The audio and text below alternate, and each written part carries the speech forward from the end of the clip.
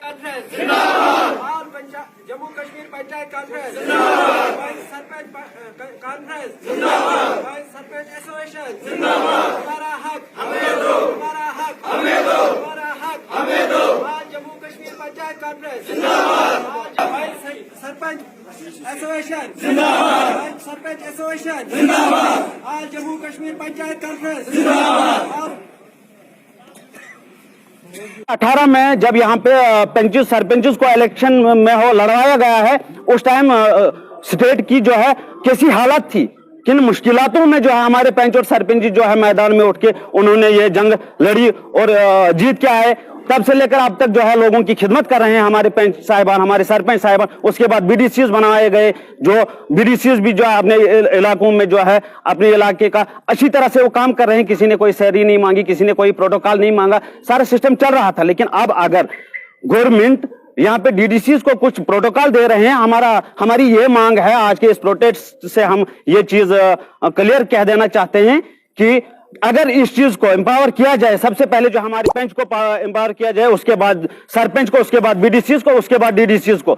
यही इसीलिए जो है हमने आज से जो है इस प्रोटेस्ट की यहाँ पे शुरुआत की है, जो ऑलरेडी जो है खामोश तरीके से इससे पहले कई दिनों से चल रहा है। आज धन्यवाद करना चाहता हूँ पंचायत कॉन्फ्रेंस के डिस्ट्रिक्ट जो हमारा जो डिस्ट्रिक्ट किश्तवाड़ के जितने भी पंच और सरपंच और जो बीडीसी के जो चेयरपर्सन आए हैं, क्योंकि आप सब जानते हैं कि एक बिल्डिंग की अगर आपकी फाउंडेशन कमजोर है तो आप सिर्फ छत मजबूत करने के लिए जा रहे हो। आपका अगर पंच कमजोर है, आपका सरपंच कमजोर है, आपका बीडीसी कमजोर है, आप जाके डीडीसी को छत के उस पर वो कर रहे हो। इसलिए हम चाहते हैं कि सिस्टम को बिल्कुल ऐसा कर दिया जाए ताकि अकाउंटेबिलिटी ऊपर से लेकर नीचे तक और नीचे से लेकर ऊपर तक, चाहे पंच है उसने इतनी फाइट की है, क्योंकि उसके आगे पीछे अगर उसने वोट अगर 100 वोट लिया तो कम से कम 300 लोग उसके साथ और उधर उस वार्ड में हैं, और वो हर समय उन लोगों के बीच में होता है।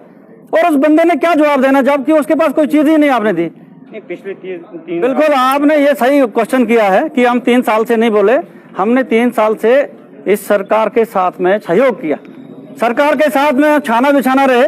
2018 में भी लोगों ने, जब सरकार नहीं थी और ये सारे के सारे लोग बाहर निकल के आके इन्होंने इलेक्शन लड़ा और लोगों के काम करने के लिए लड़ा, बिल्कुल पीसफुली।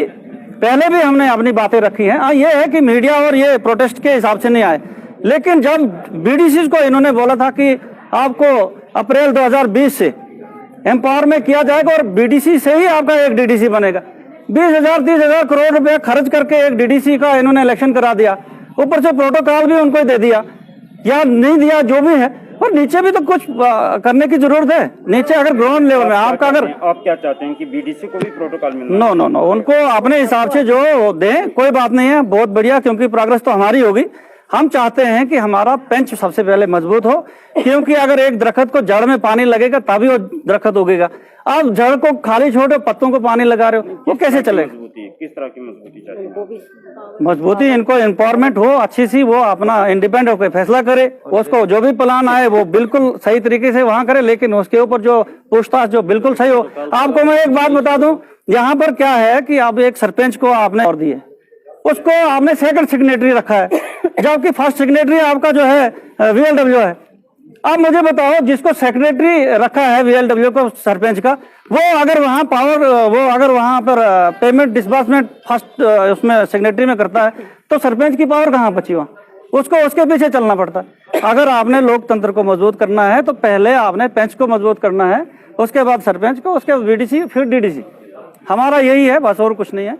इसी से पहले आप मीडिया का मैं धन्यवाद करती हूँ। हमारी यही मांग है कि सबसे पहले जड़ को मजबूत किया जाए, जड़ को अच्छी तरह से मजबूत किया जाए, इन्हें एम्पावर किया जाए और इन्हें इनकी सैलरी भी बढ़ाई जाए, ताकि ये भी कुछ काम कर अच्छी तरह से अपने वार्डों में काम कर सकें।